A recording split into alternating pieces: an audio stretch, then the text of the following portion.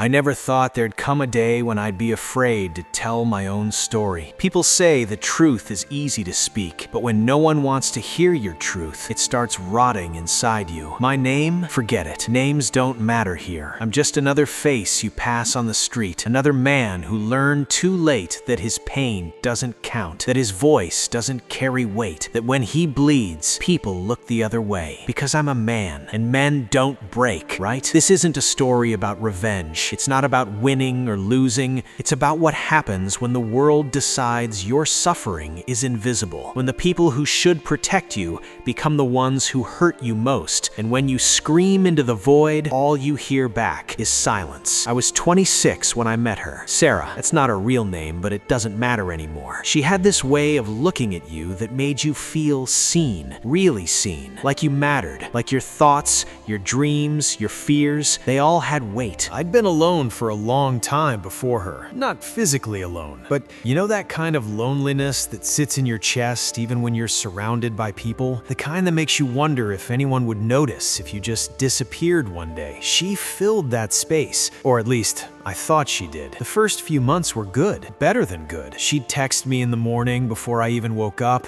She'd remember small things I mentioned in passing. My favorite coffee, the song I hummed when I was nervous, the way I hated talking on the phone but would do it for her anyway. I thought I was lucky. I thought I'd found someone who understood me. But looking back now, I realized she wasn't learning about me. She was studying me, finding my weaknesses, mapping out exactly where to strike when the time came. It started small, so small I didn't even notice at first. She'd make a comment about my friends. They don't really get you like I do. Or she'd question why I needed to see my family so often. Don't you want to spend time with me instead? I told myself she just loved me, that she wanted me close, that this was what it meant to be needed. But slowly, carefully, she began cutting the threads that connected me to everyone else, one by one, until I was standing alone, and the only hand I could reach for was hers. My friends stopped calling, not because they didn't care, but because I'd canceled on them so many times.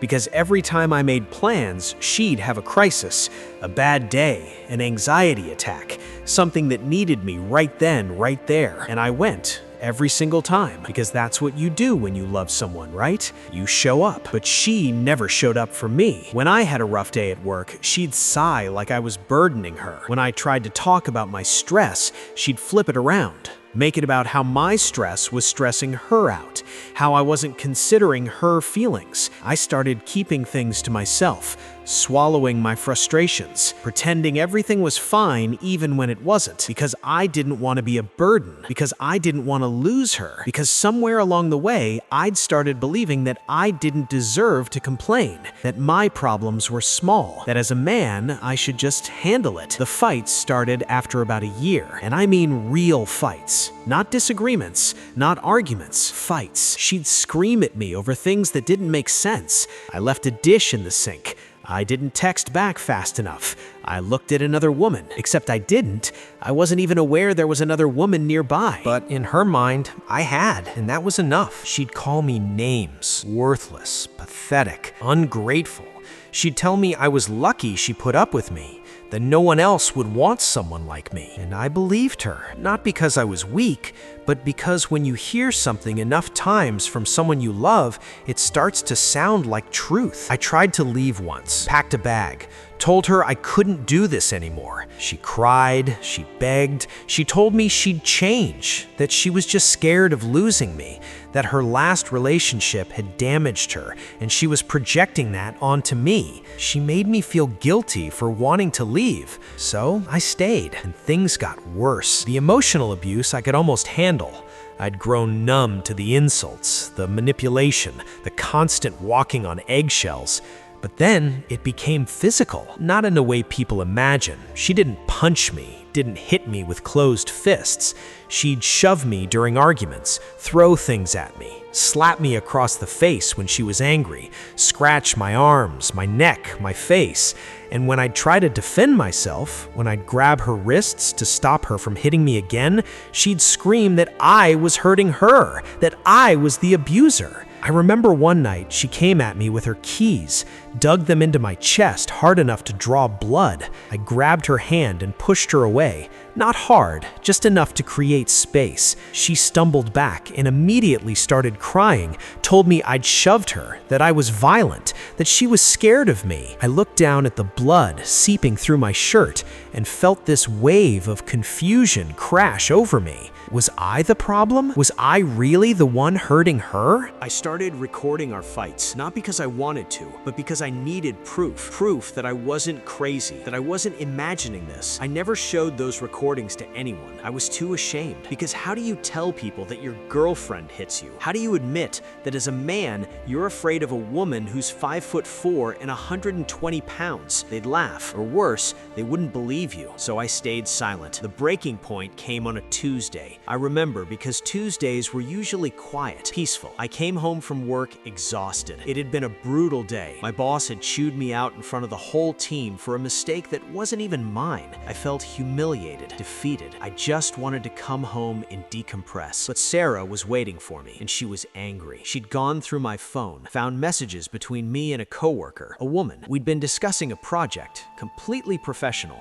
But in Sarah's mind, I was cheating. She started screaming before I even got my shoes off, calling me a liar, a cheater, telling me I'd been sneaking around behind her back. I tried to explain, showed her the full conversation, proved it was about work. She didn't care. She grabbed my phone and threw it against the wall, shattered the screen. Then she came at me, fist swinging. I backed away, tried to calm her down, but she wouldn't stop. She hit me in the face, split my lip. I tasted blood, and something inside me just broke. Not in an angry way, in a defeated way. I walked out, didn't say a word, just grabbed my keys and left. I sat in my car for 3 hours, bleeding, shaking, crying. I called my brother. He was the only person I had left, the only one who might still care. He answered on the 4th ring. I tried to tell him what happened, tried to explain, but the words wouldn't come out right. He told me to come over, so I did. When I showed up at his door, he took one look at me and his face changed. "Who did this to you?" he asked. I couldn't say it, couldn't admit it out loud. "Sarah," I finally whispered. He didn't laugh,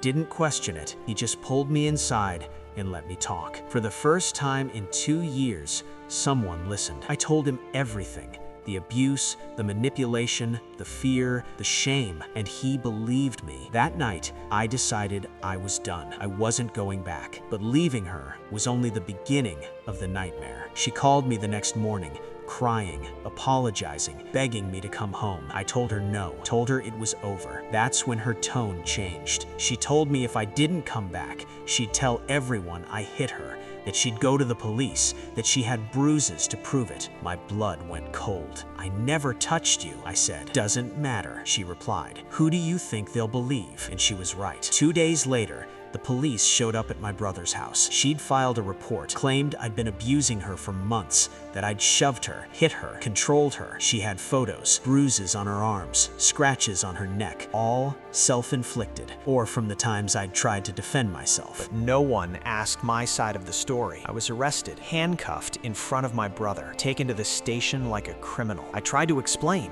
told them about the recordings, the proof I had, but my phone was at the apartment, the one I couldn't go back to because there was now a restraining order against me. I spent the night in a cell, staring at the ceiling, wondering how my life had turned into this. The charges were eventually dropped, not because anyone believed me, but because she didn't follow through with the case. She'd gotten what she wanted. She'd ruined me. I lost my job, my reputation, my sense of self. People who knew us took her side because she was the victim, because she cried in public and played the part perfectly. And I was the man, the aggressor, the one who must have done something to deserve it. No one asked if I was okay. No one checked on me. I was invisible. I spent months trying to rebuild. Therapy helped a little, but the damage was deep. I didn't trust people anymore. Didn't trust myself. I kept thinking about all the times I could have left earlier, all the red flags I ignored. But mostly, I thought about how no one cared, how my pain didn't matter because I was a man. There's no support system for men like me, no hotline that takes you seriously,